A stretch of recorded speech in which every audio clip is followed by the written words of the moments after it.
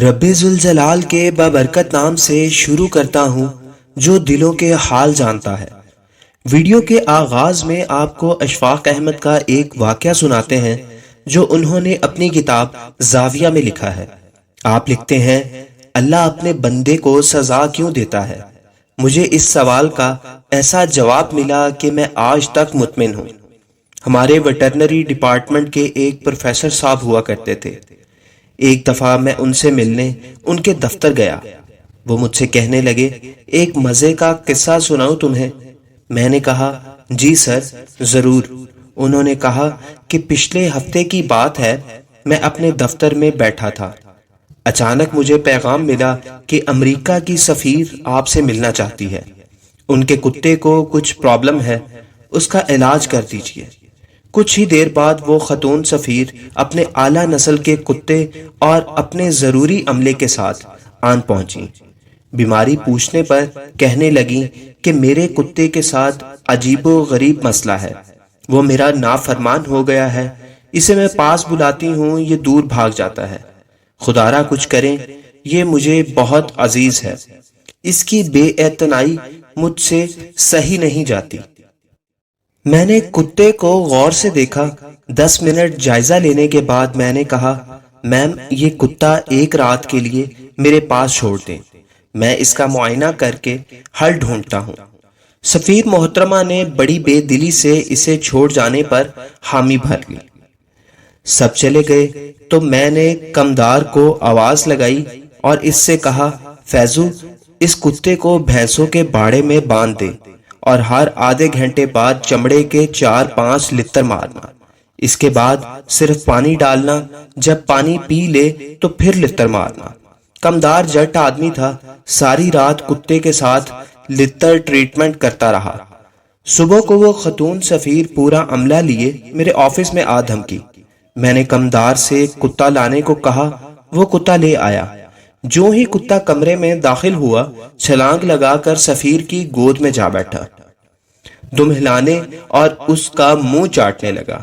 ساتھ ہی کتا مڑ مڑ تشکر امیز نگاہوں سے مجھے بھی تکتا رہا، کیونکہ میں نے ہی کمدار سے اس کی رسی چھڑوائی تھی۔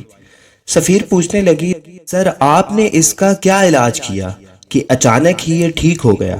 میں نے جواب دیا، ریشم و اطلس، ایئر کنڈیشن روم اور اعلیٰ خوراک کھا کھا کر یہ خود کو مالک سمجھ بیٹھا تھا اور اپنے مالک کی پہچان بھول گیا تھا۔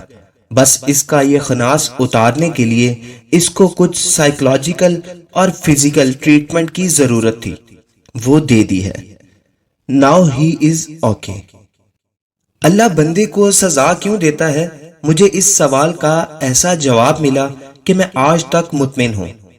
معزز ناظرین، ہمارے اس چینل پر 98% لوگ وہ ہیں جنہوں نے ابھی تک ہمارا چینل سبسکرائب نہیں کیا۔ یہ سب محنت اور ریسرچ آپ کے لیے ہے اور یہ جاری و ساری رہے گی انشاءاللہ۔ آپ چینل کو سبسکرائب کر کے گھنٹی کے بٹن کو دبا دیں، اس سے آپ کو ہر نئی اپلوڈ ہونے والی ویڈیو کا نوٹیفیکیشن باقاعدگی سے ملتا رہے گا۔ ناظرین، قرآن پاک میں اللہ تعالیٰ کہتا ہے کہ اللہ کے چاہے بنا تم کچھ چاہ ہی نہیں سکتے۔ معلوم ہوا انسان خدا کی چاہت کے سوا کچھ نہیں چاہ سکتا، تو پھر اعمال کی بندے کی طرف نسبت اور اسے سزا دینے کا کیا مطلب ہے؟ نیز قرآن میں ایک جگہ آیا، اچھائی و برائی سب کچھ اللہ کی طرف سے ہے، سورہ نساء۔ دوسرے مقام پر آیا، تمہیں جو اچھائی پہنچتی ہے وہ اللہ کی طرف سے ہے اور جو برائی تمہیں پہنچتی ہے وہ تمہارے نفس کی طرف سے ہے۔ یہ تو گویا کھلا تضاد ہوا۔ آیات کا مفہوم سمجھنے میں غلطی لگی ہے۔ انہیں سمجھنے کے لیے خدا کی مشیت و ارادے اور خدا کے حکم و رضا میں فرق کرنے کی بہت ضرورت ہے۔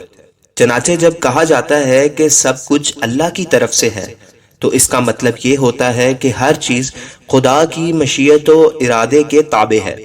اچھائی ہو یا برائی، ان میں سے ہر دو اپنی اثر پذیری کے لیے خدا کے ارادے، مشیت و اذن ہی کی محتاج ہے، خود سے مؤثر نہیں۔ اور جب کہا جاتا ہے کہ اچھائی اللہ کی طرف سے نیز برائی تمہارے نفس کی طرف سے ہے تو اس کا معنی یہ ہے کہ اللہ نے اچھائی کا حکم دیا ہے اور وہ اس پر راضی ہے، لیکن برائی کرنے کا اس نے حکم نہیں دیا اور نہ ہی وہ اس پر راضی ہے۔ چنانچہ اچھائی خدا کی طرف سے ہے کا مطلب یہ ہے کہ خدا کے حکم و رضا کے تحت ہے، اور برائی تمہارے نفس کی طرف سے ہے کا مطلب یہ ہے کہ خدا نے تمہیں اس کے کرنے کا حکم نہیں دیا، لہٰذا یہ تمہارے اپنے نفس کی پسند ہے۔ پس ان آیتوں کا معنی یہ ہوا، اچھائی و برائی دونوں اللہ کی مشیت و ارادے سے مؤثر ہے، یہ از خود نہیں۔ اچھائی اللہ کے ارادے و مشیت کے ساتھ ساتھ اس کے حکم اور رضا سے بھی ہے، برائی اللہ کے ارادے و مشیت سے اثر پذیر تو ہے مگر اس کے کسب میں اس کا حکم اور رضا شامل نہیں۔ اس بات کو سمجھنے کے لیے ایک اور مثال لیتے ہیں۔ ایک سپر سٹور کا تصور کریں جہاں ایک باپ اپنے بچے کے ساتھ کھڑا ہے، اپنے بچے کو ہر شے کا فائدہ اور نقصان سمجھا رہا ہے، پھر اپنے بچے کو اچھی طرح بتا دیتا ہے کہ فلاں فلاں چیز کے انتخاب میں راضی ہوں گا اور فلاں فلاں میں ناراض ہو جاؤں گا، لہٰذا تم پہلی قسم کی چیز کا انتخاب کرنا اور دوسری سے بچنا۔ پھر وہ بچے کو انتخاب کا حق دے دیتا ہے۔ اب بچہ سپر سٹور میں چاہے جس بھی شے کا انتخاب کر لے، ان معنی میں باپ کے ارادے و مشیت سے ہے کہ انتخاب کا یہ اختیار بذات خود باپ ہی نے دیا ہے، اور اگر باپ اسے یہ اختیار نہ دیتا تو بچہ اچھے یا برے میں سے کسی بھی شے کی چاہت نہیں کر سکتا تھا۔ اگر بچہ وہ شے پسند کرے جس کا باپ نے حکم دیا اور جس پر وہ راضی ہے، تو اب اس انتخاب میں باپ کے ارادے و مشیت کے علاوہ اس کی رضا و حکم بھی شامل ہو گیا۔ اور اگر ایسی چیز کا انتخاب کیا جس سے باپ نے منع کیا تھا، تو اس انتخاب میں اگرچہ باپ کا ارادہ و مشیت تو لامحالہ شامل ہوگی مگر اس کی رضا اور حکم نہیں۔ مسئلہ تقدیر سے متعلق بہت سی آیات کو سمجھنے کے لیے خدا کی قدرت اور خدا کی سنت نیز خدا کی مشیت و خدا کی رضا کی فرق کو ذہن نشین رکھنا نہایت ضروری ہے۔ بصورت دیگر ایسے بہت سے سوالات پیدا ہوتے رہتے ہیں۔ اللہ تعالیٰ سے دعا ہے وہ ہمیں بغیر حساب جنت میں جانے والے لوگوں کی فہرست میں شامل کر لیں۔ آمین ثم آمین۔